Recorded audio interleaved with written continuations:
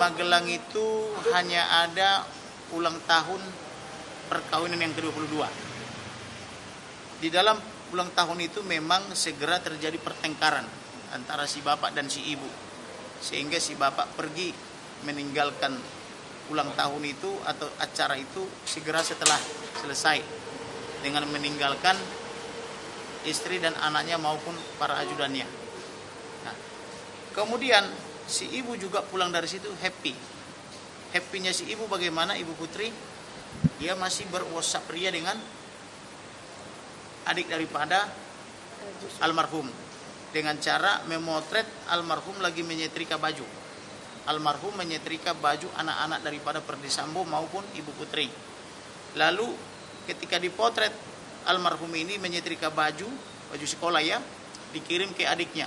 Lihat nih abang kau nih, rajin kali kau datang lagi sini bantuin abangmu. Dia ini multi talenta, luas banget deh. Sampai bingung mau kasih gaji berapa. Karena banyak yang dikerjakan kan gitu, bukan hanya sebagai ajudan tapi sampai menyetrika baju anak-anaknya. Nah, artinya di situ Ibu Putri tidak ada masalah toh, tidak tergoncang toh. Nah, kemudian adiknya juga menyampaikan selamat ulang tahun perkawinan yang ke-22. Bahkan diajak, kamu ke sini, kamu ada off enggak atau libur enggak? Oh ya Bu, saya lagi piket kan gitu. Jadi artinya ibu itu normal-normal saja. Balik ke Jakarta juga normal. Jadi terkait dengan tuduhan Perdi Sambo yang menyatakan ada sesuatu di Magelang, dialah yang ada sesuatu dengan ibu dan dialah ada sesuatu dengan si Cantik itu. Kan begitu. Jadi kalau dengan Joshua atau almarhum tidak ada.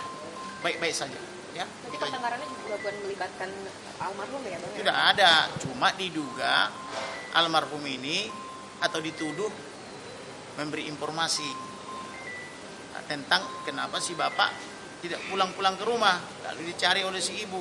Dan diduga almarhum ini memberi informasi tentang keberadaan si Cantik dan lain-lainnya itu kan begitu.